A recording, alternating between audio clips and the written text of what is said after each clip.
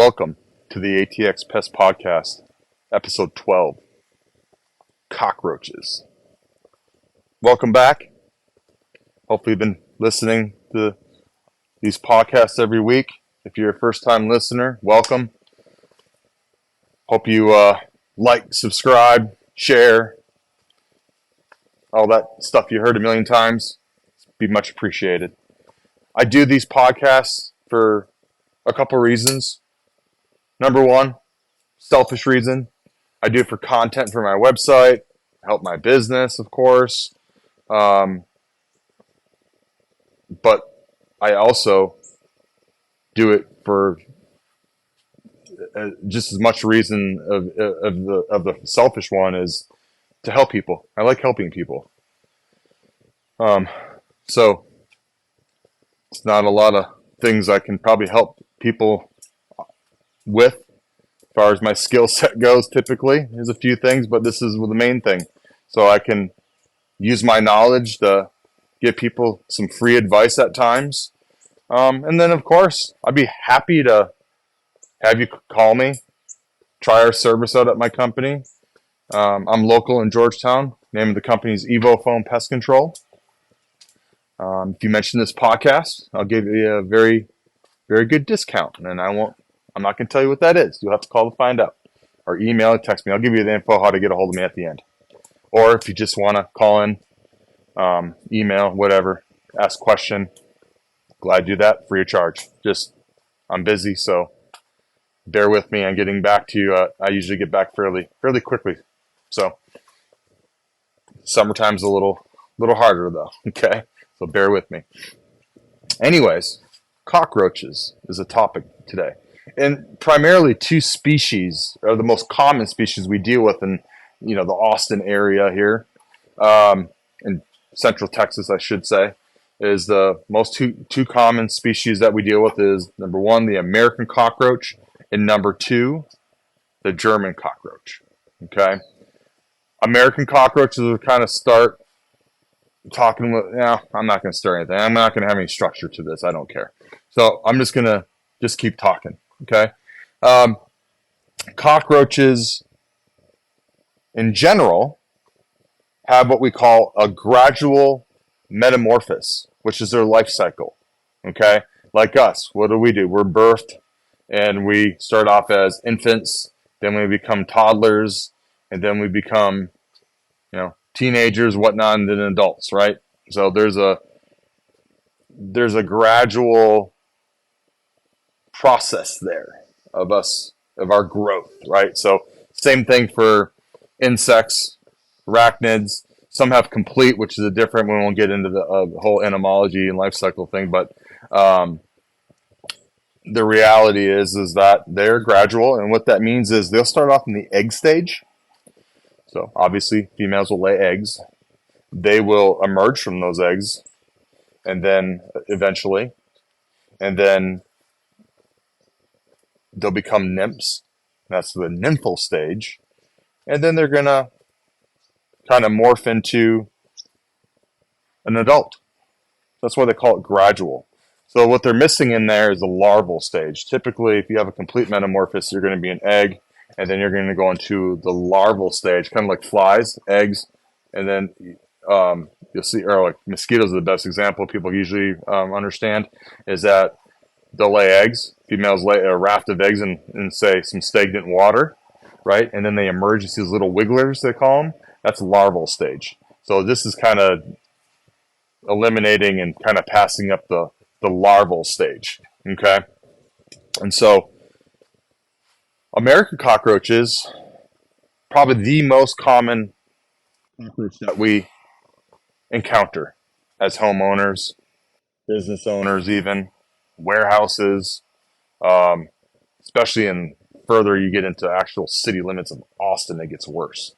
And that's because it's older, it's more developed, there's a lot more people living there, more trash, older sewer systems. So there's just a ton of American cockroaches in Austin area, more so than you're going to find a little bit in suburbia. Okay. It's a little bit more rural. You're not going to find as many. Okay. So Kind of like the same thing with rats. Same thing. They typically will enter through a doorway in our homes that there's a weather stripping compromise there, threshold compromise there, and or through your corners of your garage because the seal there, and they cut that 45-degree. You can seal these things up, with ventable mesh, and there's things to do to keep things sealed. And it's the number one most important thing when it comes to pest control, because that's what it is. It's controlling activity, and what pest control companies, like my company and all these other companies around here, we're structural, and that's what people don't understand. We are a structural pest control company. Okay, that doesn't mean we're going to treat your entire lawn every single time. Matter of fact, companies are telling you that they're going to be doing that. They probably are breaking the law unless they're fudging their records and what they're actually treating for. Okay, because, and I'm not going to go down a rabbit hole on products that we use, being chemicals, insecticides, right? But the labels state how it can be applied, where it can be applied, and the amount that can be applied. Okay? And so you have to follow that. The label is the law, period. Most products out there, insecticide-wise, and I'm talking about a liquid application that you see them spraying out of a rig, spray rig out of a hose, from a hose reel from their vehicle, or a backpack sprayer that they're going around your home. Most products can't really be sprayed any more than, the pyrethroid restriction, no more than the whole foundation or 3 foot up on the home. Windows and doors, you can do spot treatments.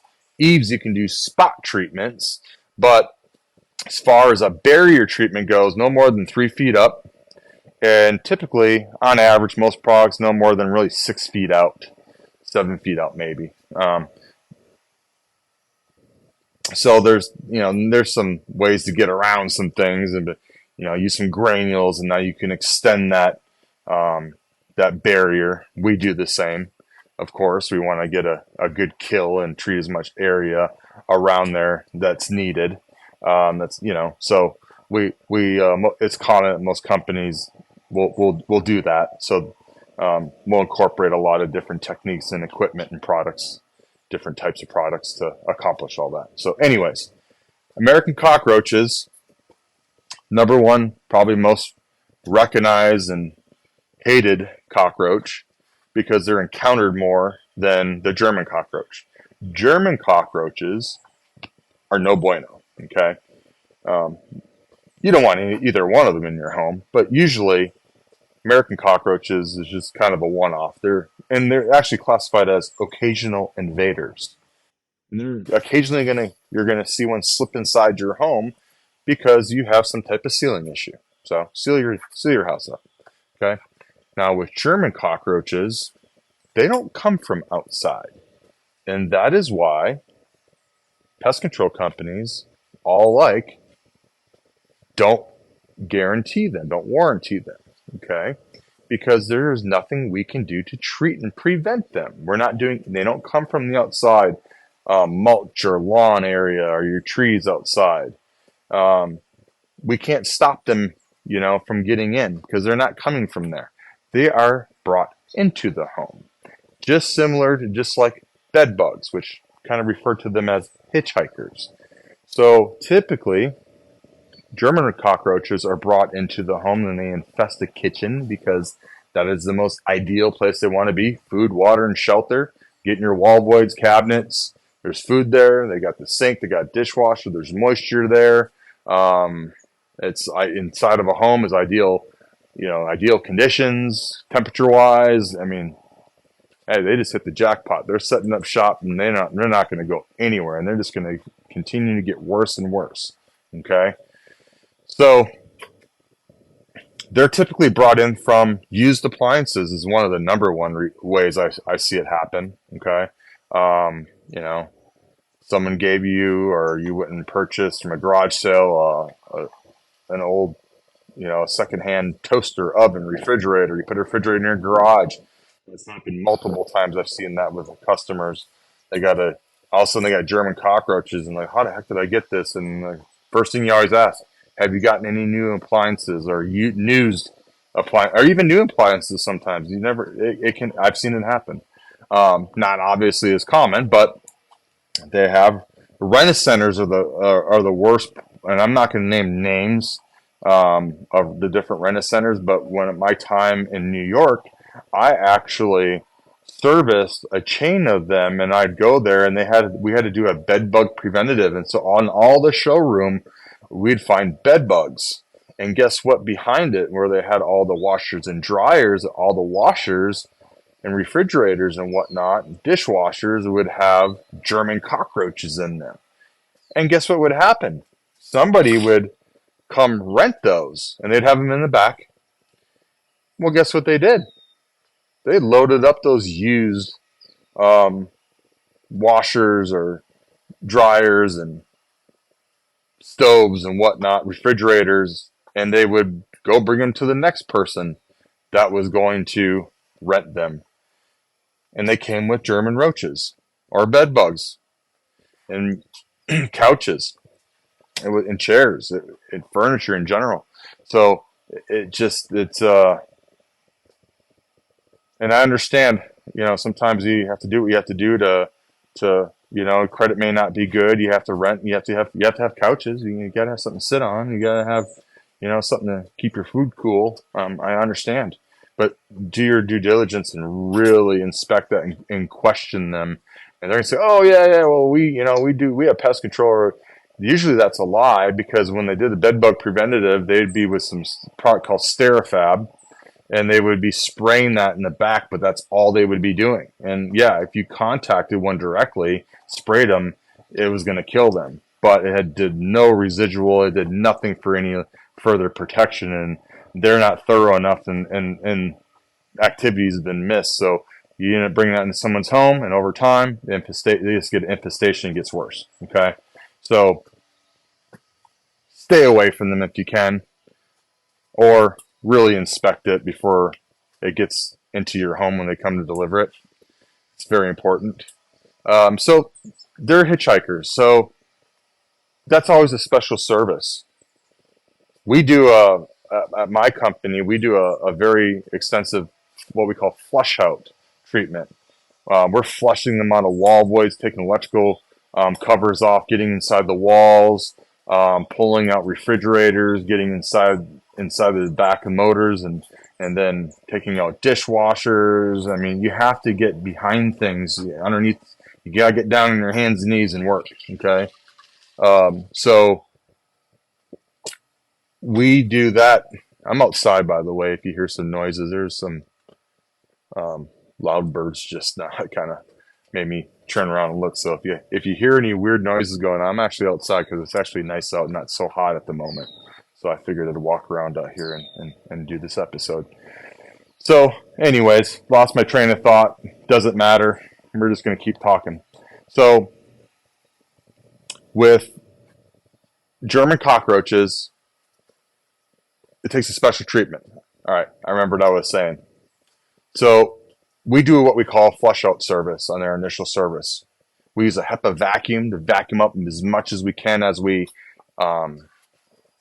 flush them out of their hiding places, take off all electrical covers, dust and wall voids, just very, very thorough. So we'll spend a lot of time in initial service. This is what a company should be doing.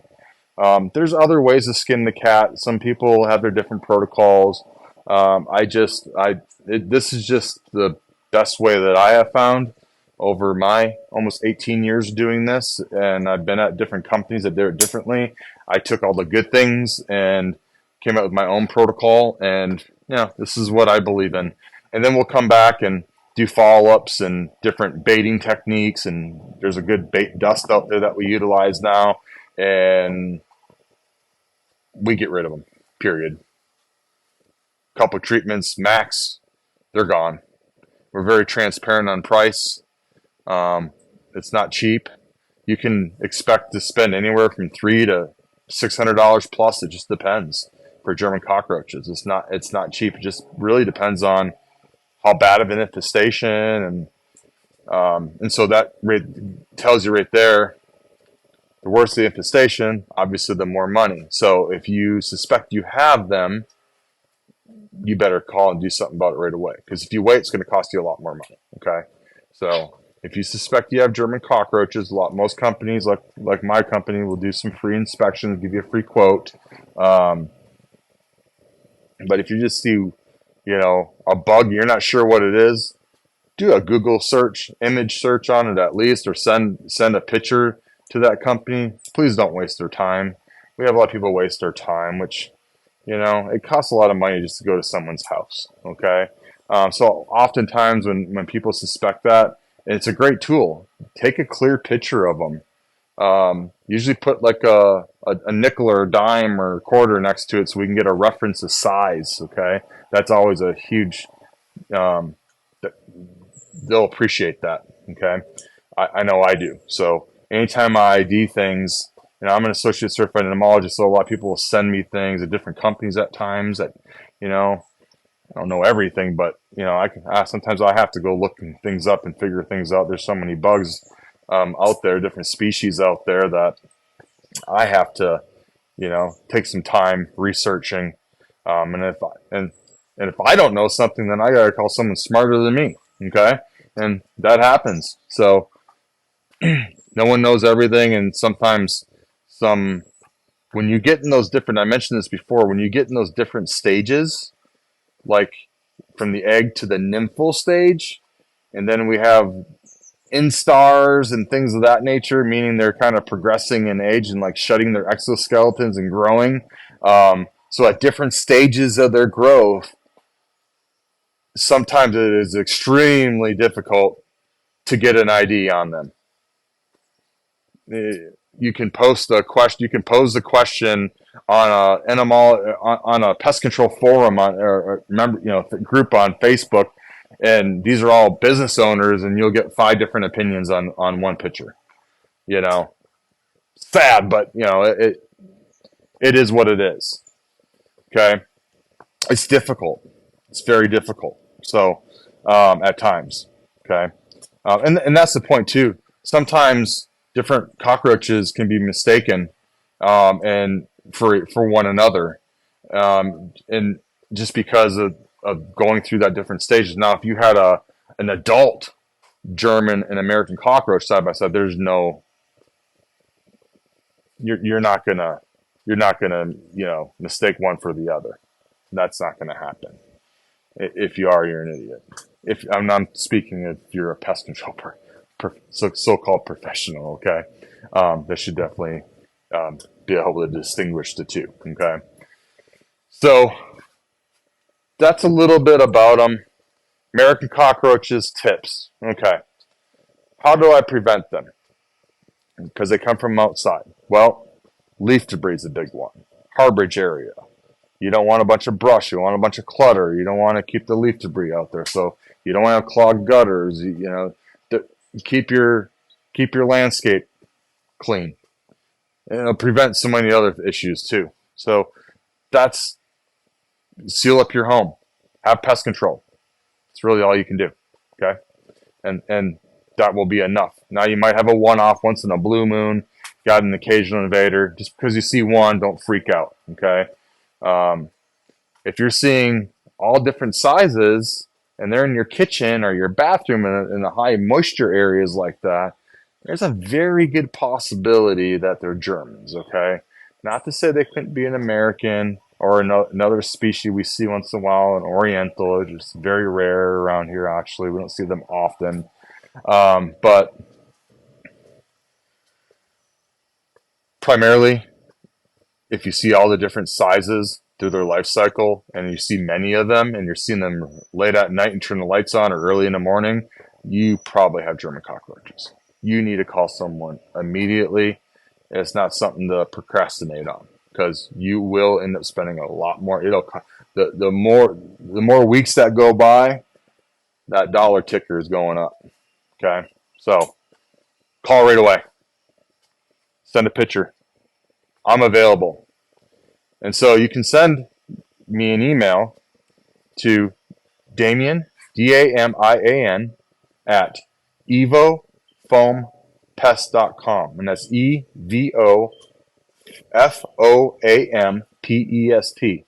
So Damien at evofoampest.com, or you can give me a call. I'm available to speak in the office Monday through Friday, 8 to 5, 512-588-2998.